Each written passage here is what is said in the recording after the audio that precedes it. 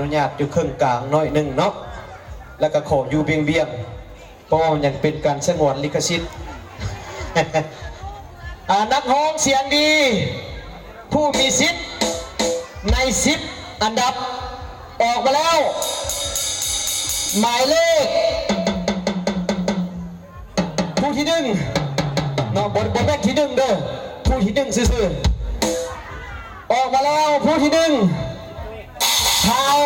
พรสวรรค์ก้าวขาขึ้นมาเบื้องหน้าผู้ที่2นางจินตนาก้าวขาขึ้นมาเบื้องหน้าผู้ที่3นางสายคำก้าวขาขึ้นสู่ทางหน้าผู้ที่4เท้าติดขึ้นสู่ข้างหน้าผู้ที่5เท้าสมจิตก้าวขึ้นสู่ข้างหน้าผู้ที่6เท้าสุขก้าวขึ้นสู่ทางหน้าผู้ที่7นางเจมี่ก้าวขาขึ้นสู่ทางหน้า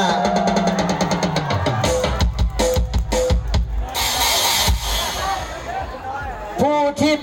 8นางตุลาก้าวขาขึ้นสู่ทางหน้า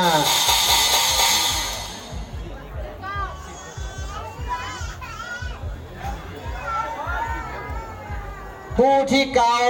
9เท้าสีส้ม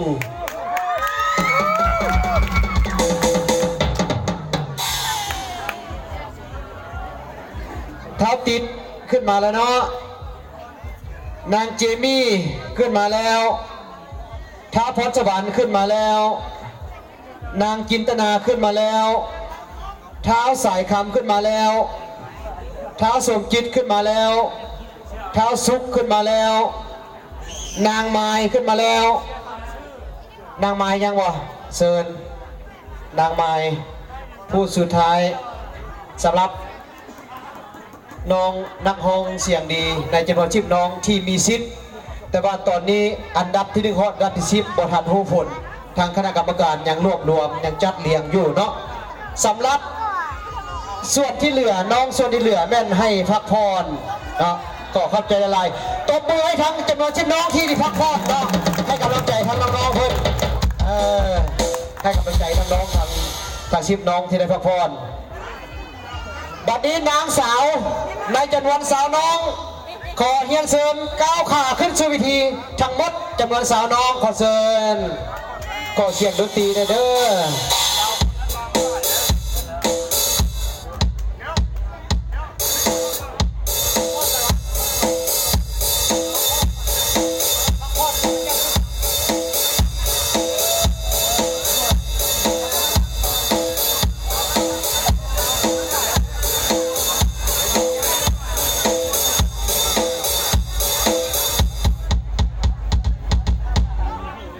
เอานางสาวขึ้นมานางสาวจำนวนสาวน้อง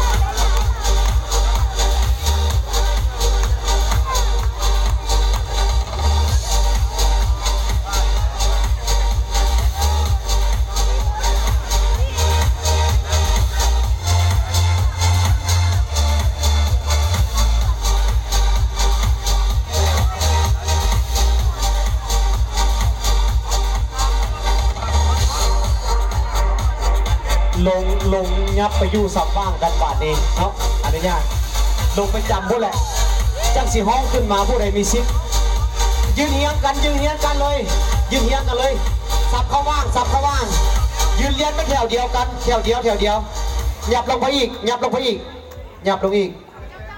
ไปอีก ยืนเลี้ยนเป็นแถวเดียวกันตอนนี้เสมอภาพตอนนี้บทันฮู้ว่าน้องใดสิมีซิปในจำนวนชิปน้อง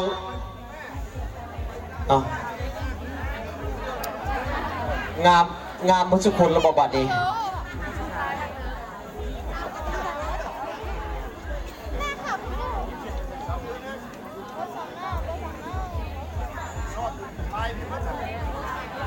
พี่น้องเฮาเกียมพร้อมเบิ้งนางสาวในจำนวนชิปน้องที่มีชิปพร้อมบ่ขอเสียงดังๆทางนี้ดังๆหมดทุกค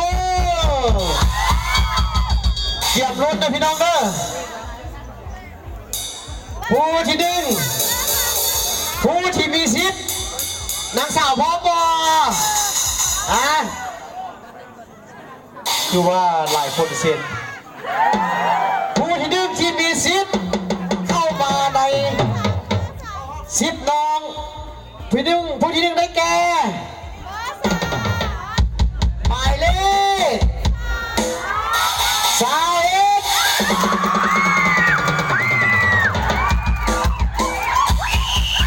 31ผู้ที่2ได้แก่หมายเลข32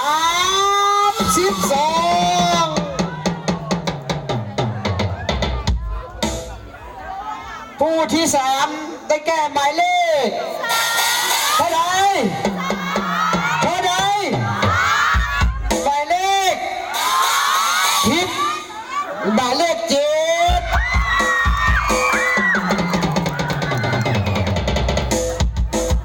ผู้ที่4ได้แก่หมายเลข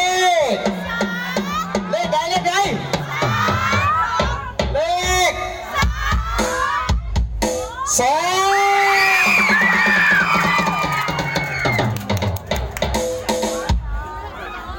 ผู้ต่อไปได้แก่หมายเลขที่เท่าไรเลขที่เท่าไร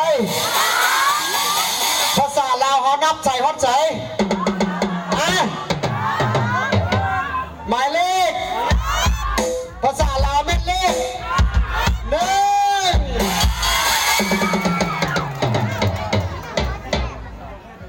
โอ้ยคือนางสาวเฮกหยับก็ได้อนุญาต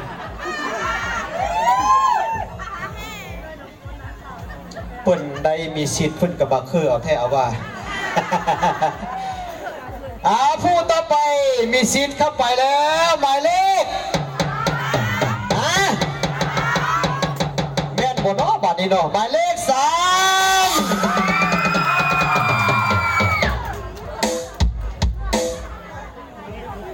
ผู้ต่อไปมีสิทธิ์เข้าในจำนวนชิปน้องอันดับที่1ฮอตที่10ได้แก่หมายเลขเท่าใดสาวเท่าใด26ว่า28กับ28เชิญก้าวขาไปทางหน้า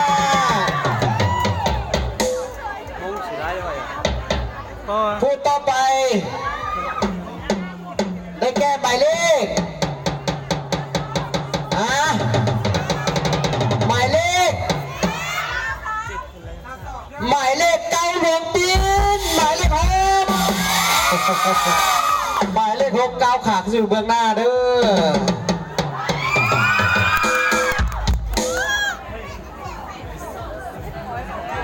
หมายเลขต่อไปผู้มีสิทธิ์เข้าในจำนวนอันดับที่1อันดับที่10ได้แก่หมายเลข17ขึ้นสู่เบื้องหน้าหมายเลข17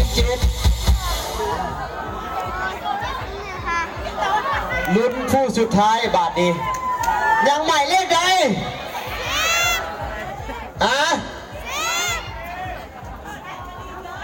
หมายเลขอีอเปหมายเลข4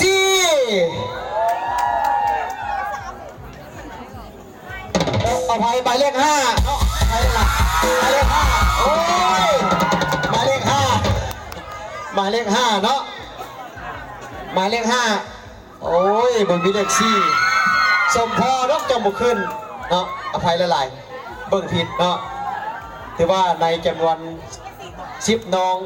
ที่มีสิทธิ์ลุ้นในอันดับที่1อันดับที่10แม่นขึ้นมาสู้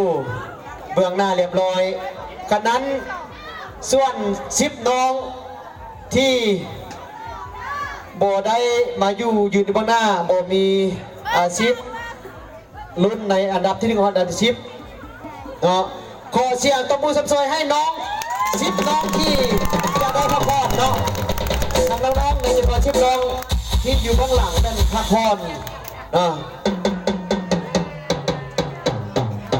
น้องนางสาวเฮาจะยกชุบน้องแถวหน้านี้ยับลงไปทางเบื้องหลังเนาะและก็นักร้องเสียงดีในจำนวน10น้องที่มีสิทธิ์เข้าไปในอันดับที่1อันดับที่10ก็เป็นเชิญขึ้นมาเนาะเชิญขึ้นมาสู่เวทีแล้วก็หญ้าว่างให้นักร้องสลับว่างหญ้าว่างออกให้นักร้องสลับว่างเนาะทางเบื้องนั้นก็ยับไปให้นักร้องขึ้นมาสลับว่างยับเป็นห้างกันนิดนึงเนาะเอาขึ้นมาด้วยน้องๆในจำนวน10น้องที่มีสิทธิ์ลุ้นอันดับที่1เพราะอันดับที่10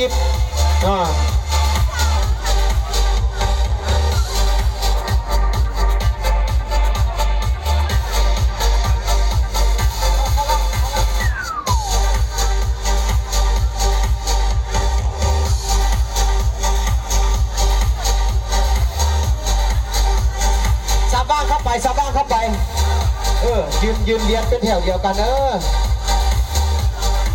ครบบ่2 4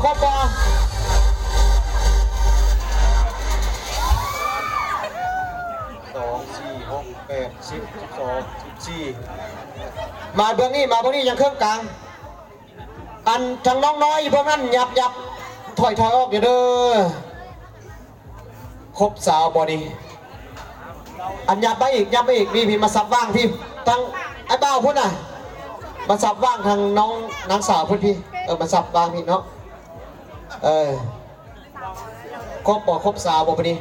2 4 6 8 10 12 14 16 18 19ยังพุ่นหนึ่งบอดี้นับเบิ่งช่วยเดียวโอ้พุ่นหนึ่งมี2คนโอ้ยเป็นเพศที่3แท้บอดี้สมพอดอกมีแต่19เนาะกันชันถือว่า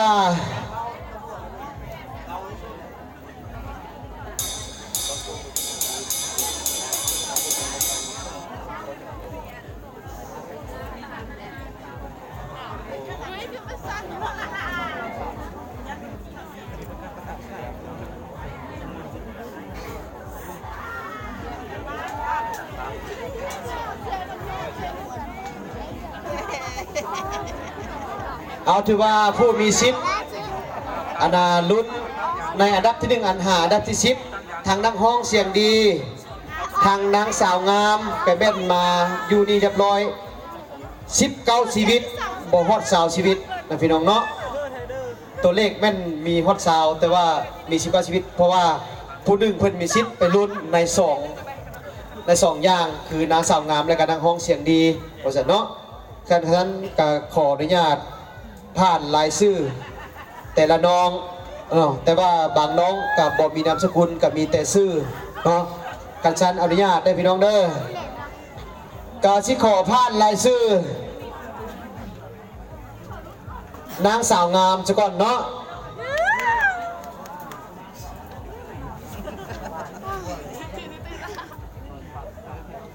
ผู้ที่1นางสาวกุ๊กดาลินแสงคำยองผู้ที่2นางสาวจินตนาผู้ที่3นางสาวไมมัวคำมณีผู้ที่4นางไมชีช่องผู้ที่5นางนีอินทวงศ์ผู้ที่6นางนิวพิรันไซ ผู้ที่7นางเสี่ยงเล่าผู้ที่8นางน้ำทิพย์ผู้ที่9นางเป้าน้อยและกับผู้ที่10นางพรศรีพรหมมหาไสยอันนั้นเป็นรายชื่อนางสาวที่มีสิทธิ์ลุ้นในอันดับที่1หาอันดับที่10บัดนี้นักฮ้องเสียงดีที่มีสิทธิ์ลุ้นในอันดับที่1หาอันดับที่10ขออันน่ะเสนอรายชื่อคือเดี๋ยวนี้เนาะผู้ที่1ได้แก่นางสายคำผู้ที่2ได้แก่เท้าสมจิตผู้ที่3เท้าสุขผู้ที่4นางไม้ผู้ที่5เท้าสีส้มผู้ที่6นางตุลาผู้ที่7นางจินตนาผู้ที่8ท้าวพรสวรรค์ผู้ที่9นางเจมี่และกับผู้ที่10ท้าวติดเนาะก็ถือว่าใน2อนาจริงคือนักร้องสิ่งดีกับนางสาวงามก็ขึ้นมาปรากฏกายให้ทางประเทศประธานได้เบิ่งได้ชมแล้วบัดนี้เพื่อเฮ็ดให้พิธีของเรามีความหมายความสำคัญและก็เป็นการสรุปตีราคาคืนการจัดตั้งปฏิบัติกิจกรรมประกวดนางฮ้องเสียงดีและกับนางสาวงามบรรดาเผ่าของเราก็ถือว่าได้เริ่มมากับเป็นเวลาดนพอสมควรแล้วขสันในโอกาสนี้เพื่อเฮ็ดให้พิธีของเรามีความหมายความสำคัญและก็สามารถรู้ได้ผลของการประกวดนางฮ้องเสียงดีนางสาวงามบรรดาเผ่านั้นก็ขออนุญาตเป็นเกียรติเฮียนเซินท่านคำล่าชีเดลไซคณะประจำพังเมืองของเจ้าเมืองหัวหน้าคณะชีนำเวียกงานประกวดในครั้งนี้ให้เกียรติขึ้นมีกับพี่กับเห็นในโอกาสนี้ขออนุญาตเป็นเกียรติเซินขอเสียงตบมือดังๆ